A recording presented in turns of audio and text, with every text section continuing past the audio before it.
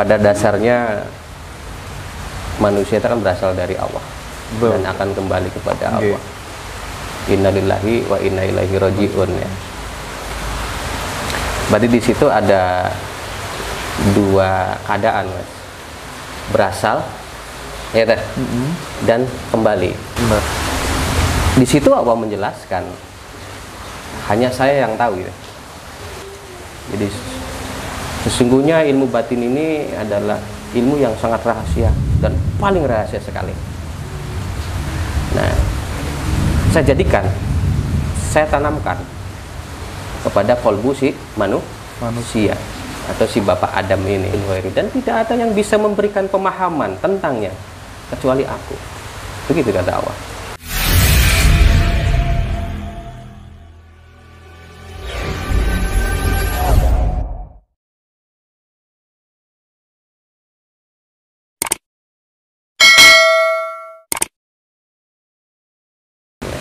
Melihat potensi saliknya juga kan, Iya. harus bijak untuk mengajarkan ini nggak sama dengan yang salik satunya gitu barangkali. Iya. Cuman bagaimana? Apakah kemudian Quran sendiri memberikan parameter mursyid yang seperti apa yang harus kita gurui? Karena mursyid itu kan banyak, terkadang pas dia lagi tegak nih imannya baik, tapi kan manusia juga yang namanya manusia kan ya, sehingga ada nggak parameter khusus kita belajar kepada mursyid itu kan? Ya, kalau dalam tarekat Sataria sendiri itu ada. Jadi seorang mursyid yang memang dia itu dibina oleh gurunya, ya katakanlah diciptakan untuk menjadi mursyid. Iya. Karena di kemursidan sendiri itu, Mas, ada pelajaran yang dikhususkan untuk salik. Oh iya. Dan ada pelajaran yang dikhususkan untuk calon mursyid. Iya. Jadi dulu waktu ke guru saya, ke saya itu disuruh apa? Musafir itu minimal 3 tahun itu yang kemursidan. Kemursidan gitu. Nah, ketika kita bicarakan lebih lanjut tentang si kemursidan ini, ya. Mursyid ketika ada salik baru gitu, pasti dia membaca dulu. Jadi katakanlah sebelum ditalkin juga atau di BA juga, mursyid sudah ini, Mas, sudah katakanlah mendeteksi dulu.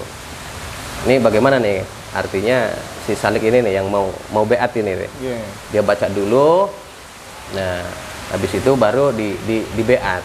Dari pembacaan awal inilah nanti akan menjadi program si guru mursyid ini kepada si salik tersebut.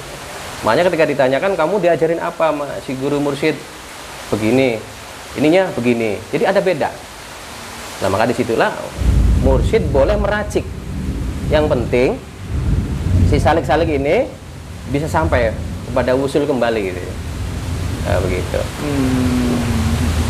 Nah, kalau dalam kajian guru-guru, mursyid ini adalah orang yang dulunya berjalan. Jadi bisa babi amali ilmi syariah, wa thariqah wal haqiqah wa ma'rifah. Jadi dia harus menguasai tentang syariat sampai kepada makrifatnya. Nah, ini ya bisa aja. Tapi ketika panjenengan sudah menunjuk nih salah satu seseorang menjadi mursyid atau menjadi mutawakil di suatu tempat, kemudian seiring berjalannya waktu geleyor di tengah jalan, dapat dong tanggungan dosanya. Bisa nggak diibaratkan bahwa bertorikot itu sama seperti MLM begitu? Iya. Jadi begini, kita itu kesalik sudah ada katakanlah instruksi, katakanlah sudah ada apa ya, hal-hal yang memang harus dia perhatikan.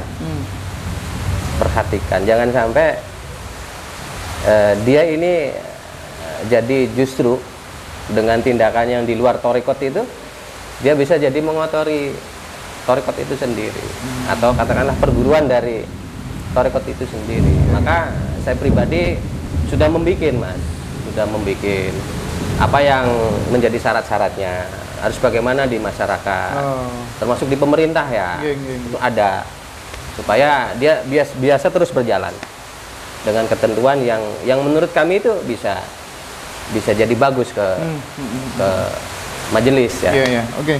Kang Agus, ini menarik ya.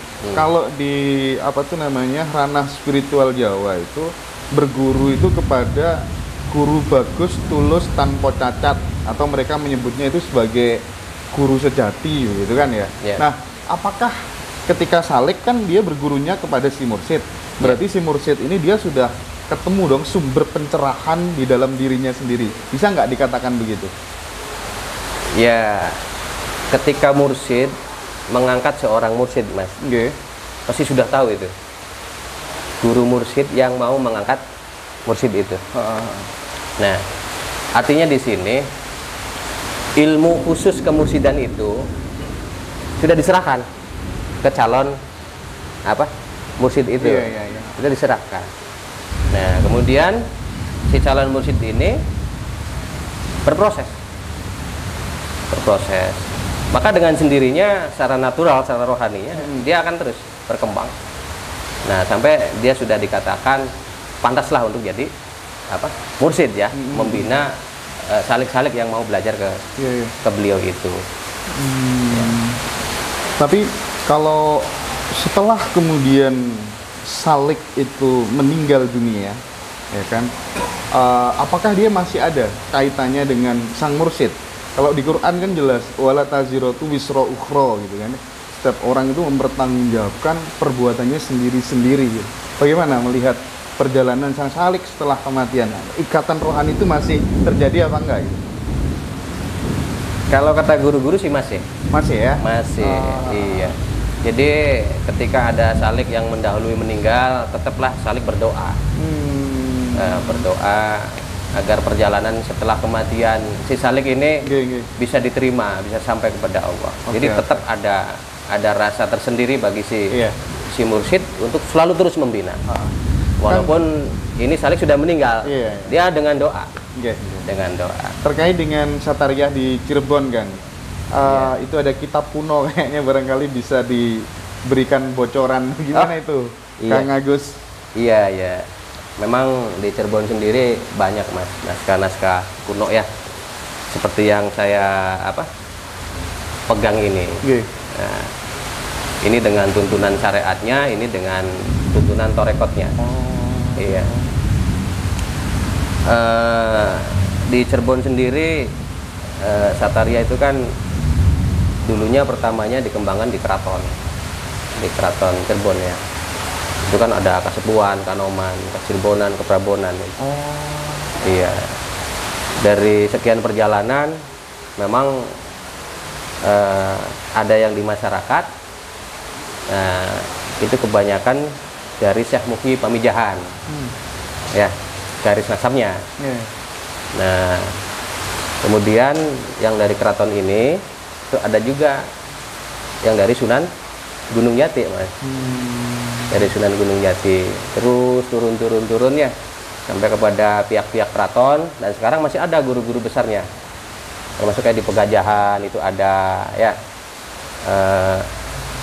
Kita bisa berguru ke beliau-beliau ini karena di Cirebon banyak mursyid. Banyak mursyid. Nah, dari perjalanan yang saya simpulkan di masa saya ini, memang ketika saya diperintah oleh guru saya untuk melanjutkan tongkat Satariyah ini, memang saat itu Satariyah masih ini, Mas, masih kayak belum muncul begitu yang kayak sekarang ini ya. Nah, saya sendiri mulai mencoba mengenalkan toriko ini ya dengan kajian-kajian yang di sini. saya sentuh dulu itu ke anak-anak jalanan. Salik pertama saya memang anak-anak jalanan. Nah, itu di daerah Kemelaka. Kemelaka itu dekat kota Cirebon. Nah, saya beat ke mereka karena mereka ini banyak temennya, akhirnya mulai meluas ya, meluas. Nah, makanya di awal-awal saya perjuangan itu banyak yang datang ke saya itu yang tatoan, Mas. Tatoan terus hidupnya di jalan gitu. Ya, dengan sendirinya mereka. Tanpa mengajak ya kan? Iya. Tanpa harus mengajak, mereka datang dengan sendiri untuk berbaiat begitu. Iya, begitu. Kemudian ya meluas sampai sekarang. Iya. Ya. Nah, Sataria sendiri memang menurut saya ketika mengkaji buku-buku yang sudah ada, yang sudah diterbitkan, itu memang ada, Mas, yang tidak dituliskan. Iya. Karena sangat rahasia sekali. Iya, paham. Karena nanti orang kalau tidak mengerti sekali takutnya kontra gitu loh. Jadi ya yang masih bisa inilah sama masyarakat. Yang masih bisa dikaji. Ada yang umum, ada yang khusus, ada yang khusus gitu. Iya. Iya. Ya, alhamdulillah berkat doa dari kiai-kiai, dari guru-guru saya juga, alhamdulillah sampai sekarang di Cirebon saya berani untuk menamakan pondok saya itu dengan pondok tarekat ya, Sataria gitu. Iya. Karena biasanya nama-nama pondok kan nama apa gitu. Betul. Saya beranikan diri saja nggak apa-apa. Pondok tarekat Sataria gitu. Gitu. Oke. Kang Agus, ada diksi menarik ini sebenarnya. Perjalanan manusia cahaya dan kecerdasan semestanya. Tolong coba diberikan gambaran, Kang Agus. Iya. Ini kalau diceritakan panjang kayaknya, Mas. Aduh, iya. Tapi nggak apa-apa lah. Yang namanya juga pengetahuan ya. Iya, pengetahuan. Iya. Jadi begini. Pada dasarnya manusia itu kan berasal dari Allah. Betul. Dan akan kembali kepada Allah. Innalillahi wa inna ilaihi raji'un ya. Berarti di situ ada dua keadaan, Mas. Berasal ya dan kembali. Nah, ketika berasal inilah kita itu menjadi manusia cahaya sebelum kita ditiupkan ke tubuh kita. Ketika berasal ya? Iya, itu berasal. Jadi begini, Allah menciptakan kita itu memang dalam Al-Quran sudah ada keterangan ya, artinya memberitahu kepada para malaikat itu. Nah, malaikat sendiri juga bingung, Mas. Artinya mempertanyakan memang apakah bisa nanti ini si manusia ini bisa menjadi khalifah, karena memang tujuannya begitu oleh Allah, diciptakan untuk menjadi khalifah kan begitu. Nah, di situ Allah menjelaskan hanya saya yang tahu gitu. Kan begitu. Ya sudah, karena malaikat menurut sama Allah, akhirnya dia sujud kan sama si Adam, manusia pertama yang diciptakan ini. Sementara si iblis tidak mau, menolak kan begitu. Nah, jadi memang dua-duanya ini belum tahu juga rahasia apa yang di dalam Adam ini gitu. Nah, makanya di situ ada ungkapan inna ilmal batin ya wasirim min siri aj'aluhu fi qalbi abdi wala yakifu alaihi ahadun ghairi. Jadi sesungguhnya ilmu batin ini adalah ilmu yang sangat rahasia dan paling rahasia sekali. Nah, saya tanamkan kepada kolbu si manusia atau si bapak Adam ini. Nah, wala yakifu alaihi ahadun ghairi, dan tidak ada yang bisa memberikan pemahaman tentangnya kecuali aku. Begitu kata Allah. Nah, maka ini sudah urusan khusus, yaitu antara Allah dan si manusia. Kan begitu. Nah, kemudian dari proses, kita kembali ke proses. Nah, ke kita nih, kalau tadi kan ke bapak Nabi Adam ya, ke kita. Nah, jadi bisa saya katakan sebagai manusia cahaya itu memang kita dulu begitu. Artinya begini. Nah, bahan penciptaan kita memang dari cahaya. Memang dari cahaya. Nah, dalam dunia sufi sendiri atau dalam dunia tarekat Sataria sendiri itu ada penjelasan bahwa kita itu diciptakan bahannya dari Nur Muhammad. Nur Muhammad. Gitu loh. Nah, sementara Rasulullah sendiri bilang ana min nurillah. Saya dari nurnya Allah. Nah, kemudian kita itu ketika sudah diberi katakanlah hak oleh Allah untuk dihidupkan, nah kita diberi zat oleh Allah. Nah, maka zat inilah yang dinamakan zat, sekarang itu ke dalam diri kita namanya zat pribadi. Zat yang diberikan langsung oleh Allah. Namanya zat pribadi. Zat pribadi.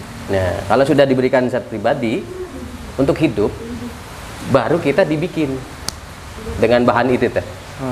Nur Muhammad itu. Nah, nurnya Muhammad ini atau Nur Muhammad ini, nah, dia akan berproses dan kita mendapat dari nurnya itu. Nah, makanya di dalam diri kita ini ada Nur Muhammad. Ada Nur Muhammadnya. Nah, kemudian setelah hidup dan nur ini disatukan, diproses, dan kita mendapat Nur Muhammad, barulah.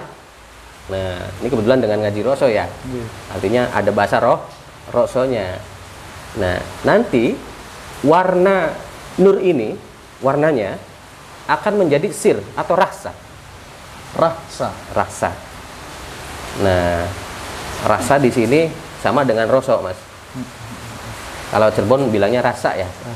Nah, kalau rasa itu rasa yang di sini pahit, manis, itu rasa.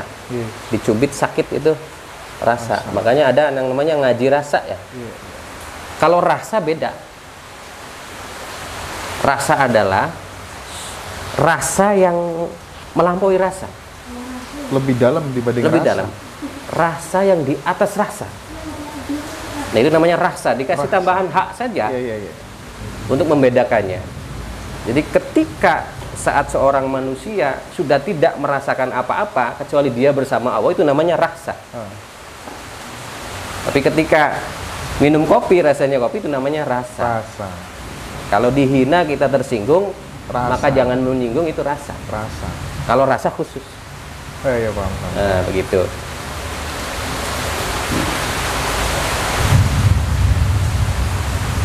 Rasa itu kaitannya sama dalam, ketika kemudian bersinggungan langsung dengan Tuhan barangkali. Iya. Nah, jadi warnanya menjadi rasa tadi ya. Jadi rasa. Nah, kemudian yang namanya nur, pastilah ada sinarnya. Sorot ya. Sorot dari nur. Lah, sorot dari nur ini, sinar dari nur ini nanti akan menjadi ruh kita. Jadi ruh kita. Nah, makanya Rasulullah bilang, ana abul arwah. Saya adalah nenek moyangnya arwah, saya adalah bapaknya arwah. Nah, makanya di situ kita wajib baca sholawat ya, wajib baca sholawat, Allahumma sholli ala Sayyidina Muhammad atau apalah sholawatnya. Maka kita diwajibkan karena memang bahan kita dari Nur Muhammad. Ya, yang namanya nur ini pasti ada panasnya, Mas. Pastilah kita kalau pegang titik cahaya itu, kalau kita pegang pasti ada panasnya ya. Nah, inilah nanti panas inilah yang menjadi nafsu kita. Nafsu kita. Nah, ya tadi sudah dibicarakan ya. Iya. 4 itu. Nah, itu berbahan dari panasnya nur ya. Nur tadi ya. Nur tadi ya. Kemudian yang namanya nur itu pasti ada hiasannya. Manik-manik, berlik-berlik gitu deh, yang warna-warni deh. Nah, itulah nanti yang akan menjadi angan-angan kita. Angan-angan kita. Nah, makanya kenapa angan-angan cepat berubah-ubah, karena memang posisi cahayanya berubah-ubah. Berubah-ubah. Nah, kemudian yang namanya nur pasti ada gerakannya. Nur pasti bergerak kan begitu. Nah, gerakannya inilah nanti akan berproses menjadi wujud kita. Akan menjadi wujud kita. Jadi kita dulu itu katakanlah menjadi manusia cahaya ini karena memang kita dari apa? Asalnya dari cahaya. Asalnya cahaya. Nah, sudah disiapkan di buminya, ilmunya sudah disiapkan, ya, sudah diberi hidup lah oleh Allah. Nah, sudah diberi apa? Nur Muhammad berproses dan nanti sudah siap untuk ditiupkan katakanlah. Nah, nanti di 4 bulan itu kita akan ditiupkan ke kandungan ibu kita ya, di umur 4 bulan kan ini ya, 4 bulan. Nah, baru kita berproses sampai 7 bulan sampai 9 bulan lebih, dan nanti kita keluar dari rahim ibu. Seterusnya kita melakukan perjalanan dari kecil sampai ya sekarang ini, dan terus dilanjutkan sampai tua. Dan nanti kita akan dikembalikan. Akan proses kembali kepada Allah. Nah, cuman sebelum kembali, alangkah baiknya kita belajar ilmu ya, sebelum kita dimatikan. Belajar ilmu mati sedurunge mati lah. Ngoten. Ya. Oke.